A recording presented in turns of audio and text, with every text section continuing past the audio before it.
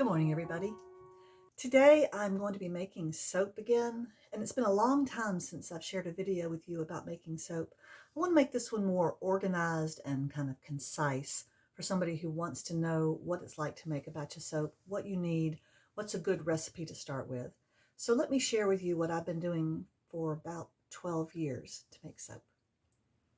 Some of the things that I use to make soap: for protective gear, I have a little mask for only when I'm using lye. And I have a pair of gloves, and I have some protective goggles for my eyes. You also really need an immersion blender, a stick blender. Now, I never use this attachment here. I always take this one off and, of course, just use this one. Be very careful because you can slice up your finger if you get it in the wrong end of this.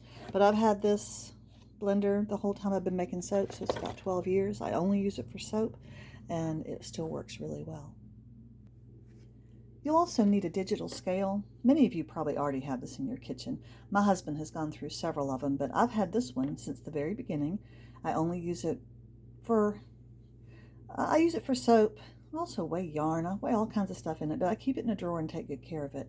And it's essential for really accurate measurement.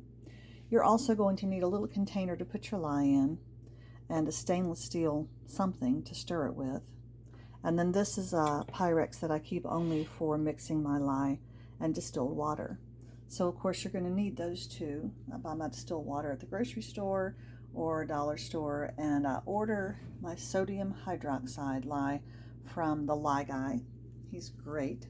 And I used to try to buy it at the hardware store and stuff. That was a pain. So finally I decided to order from him. There's his website, and you can order your lye from him. And it comes in the mail, and he does great customer service. For this particular recipe, you'll need 342 grams of lye mixed with 650 grams of distilled water. And so I weigh those out in these two containers. Make sure you pour your lye into your water, not the other way around. And then you stir it with this. Put it in a place that has good ventilation. I put it on my back porch or even outside in the summer so that I don't keep it in the kitchen because the fumes are pretty caustic. While those two ingredients are cooling after I mix them, then I start on my oils. This is a basic 3-oil soap, and you're going to need 900 grams of all vegetable shortening. Make sure it's vegetable shortening.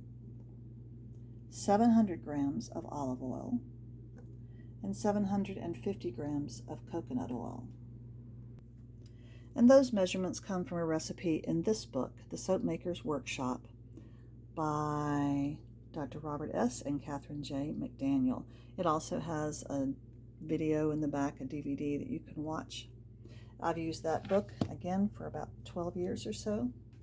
So I put those 3 oils into this big pot on about a medium heat until they're all melted and are a liquid together. The other thing you'll need to have ready are your essential oils. This batch I'm going to put into 3 different molds, so I have a chance to do 3 different scents. I've got lemongrass, which I'm going to add a little poppy seed to, and lavender, which is a good staple. And this is the last of my coconut nectar scent. I'm going to have to get some more of that. So I'll have a third of it be that. The last thing you'll need is some molds for your soap. Now, people use all kinds of molds for soap, little individual ones and big ones. I've had wooden molds that my husband made, and I had some plastic ones he made with PVC. I really like these. I got these on Amazon. They're not that expensive. They clean really well. These lift out for cleaning. The wooden case on the outside makes them nice and stiff. And 3 of these is just perfect for this size of this batch of soap. So I've weighed out my lye. I'll put it aside. And I'm going to weigh out my water. Now I'm going to blend these two very carefully. Now, if you have small children or pets, please be extremely careful when you're doing. No, see, Leo's jumping around, but I'm not going to let him get up here. And I will be taking this outside. And those fumes are no joke.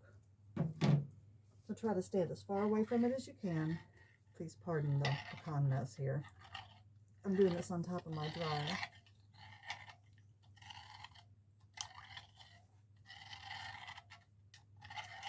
I'll be taking this outside because it is quite strong back here. I'm filling up my sink with water back there so that as soon as I get done with something, I can put it into the soapy water. So I'm putting that little knife that I used to stir the lye mixture, plus the container that the lye was in, put them straight into water. I did take the lye and water onto the back deck away from Leo because he hangs out on the back porch, and it will be very, very dangerous for him if he even got a drop of that on his face. So just be careful with that. Now we're moving on to our oils. Okay, now sometimes these oils could be a pain, especially the coconut oil if it's very firm. In the summertime it's softer, which is nice. So coconut oil, I need 750 grams. So I'll be digging that out, and I've got my pot on top of my digital scale. I'll bring you back when I've got all these done. There's the coconut oil. And there's my 900 grams of shortening. Now this is a lot of ingredients, and so you're going to have to plan ahead of time, go to the grocery store. Making soap isn't the kind of thing you can just do on the fly with what you have in your larder, because it is kind of a lot. And I added my olive oil, and now I'm going to put this onto a medium burner until it's just melted, and then I want to make sure I take it off of there and don't get it any hotter than it needs to be. Now while your oils are heating up and your lye is cooling down and you're trying to get them to a comparable temperature, this is a good time to clean up. So I put away my scale, and I put away all my ingredients, and I tidy up, and I get my molds ready. But it's gonna take a little while. My oil's melted and they're cooling, and my lye is still on the back deck. I think I'll bring it inside, maybe covered or something, because I'm going to go run some errands for about an hour. It takes a while for these things to cool off enough to make the soap. You want them to cool off to about 110 to 100 degrees Fahrenheit. But and I used to use my thermometer and take their temperature. Now I can just kind of tell by feeling the bowl that they're cool enough. But I know it's going to take about an hour. So I'm going to go to the post office and the thrift store and things like that, and I'll be back.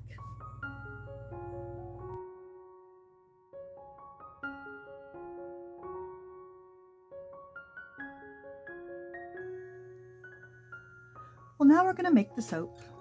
I'm pouring my lye mixture into my oils, and I've got my stick blender there. I'll probably start it on low, and then after I get all the lye in, I'll use my high setting. It has 2 settings.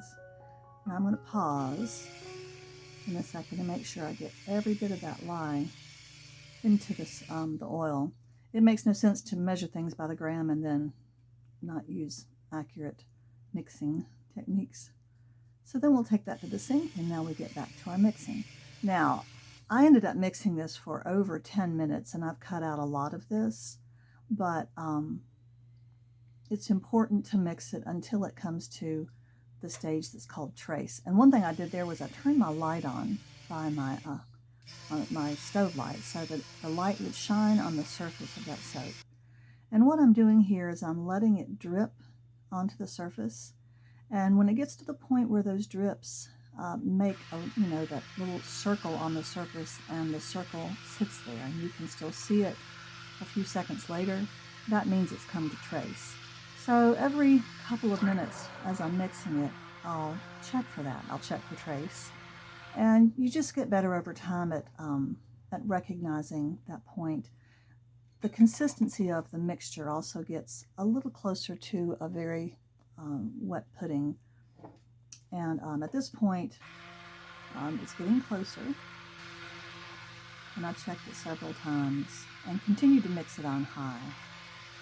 You really have to make sure those little circles kind of in the light, that you can still see them, but they don't just sink into the liquid and disappear.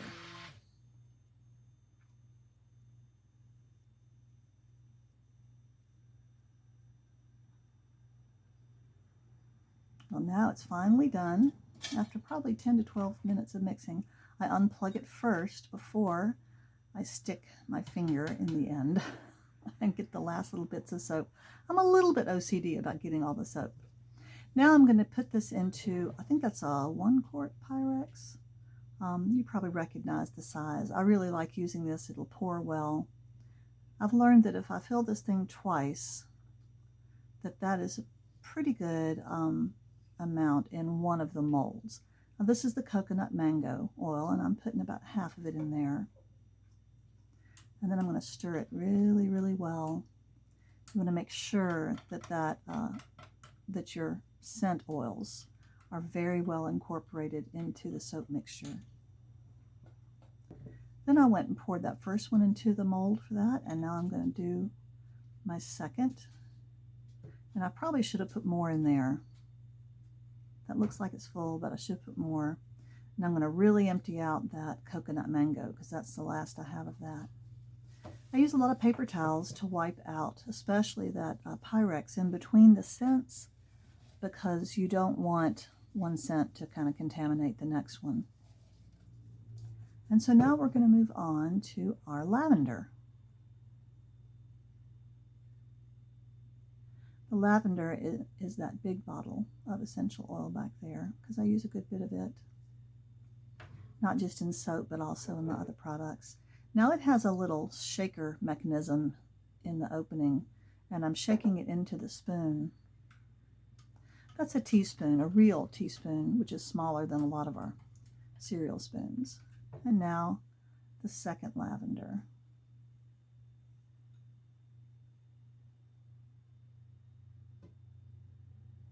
Trying to keep from dripping. I apologize for the road noise. I'm doing a voiceover of this. And I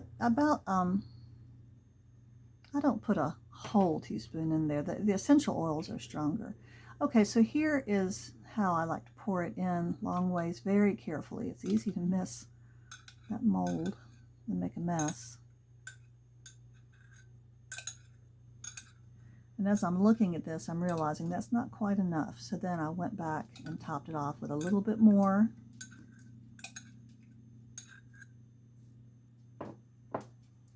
And since I'm done with the lavender, I'm going to really clean the spoon and the Pyrex and get all of that soap. Especially since I'm selling it, I don't want to be throwing my money away.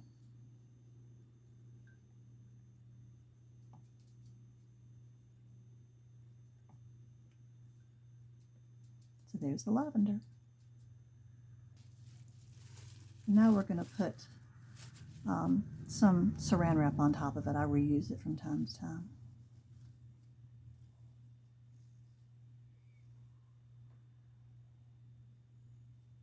Now this is the lemongrass poppy seed. And I don't really need to transfer it to the Pyrex because this is the last one. So I'm just going to do it there in the pot, which is handy. If you did all one scent, you wouldn't have to even use the Pyrex. You could just do it all in the pot. That's very nice, but I like to have a variety of scents. If I were just making it for the family, I would probably make it all clove lemongrass. I love that combination. So now I'm going to stir that in, and the soap at this point is getting a good bit thicker. It's much closer to pudding consistency.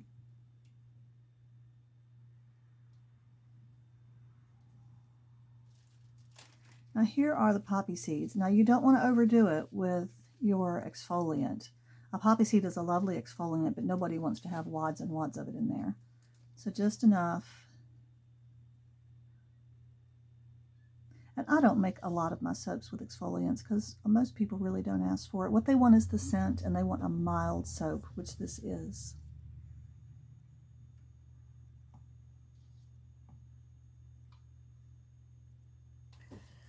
This is my lemongrass poppy seed, and you can see it's really full.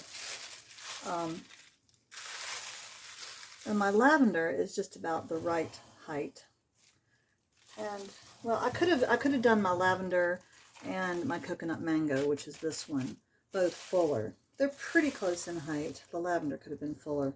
I was afraid of not having enough scent, fragrance oil for this one, the coconut mango. This is a fragrance oil, The lavender is an essential oil, and the lemongrass is an essential oil. And a lot of my customers, it's good to have a selection of both, because some are picky about essential oils only, and others really love what you get with a fragrance oil. Now I'm going to go put them in my studio, cover them up with towels, and they're going to go into the gel stage. And I'll try to show you what that looks like. And then they will cool overnight, and I'll probably unwrap them sometime tomorrow afternoon.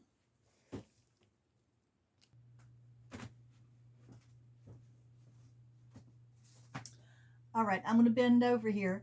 Here's my soaps. I'm going to put the 3 molds close together so that they will keep each other warm.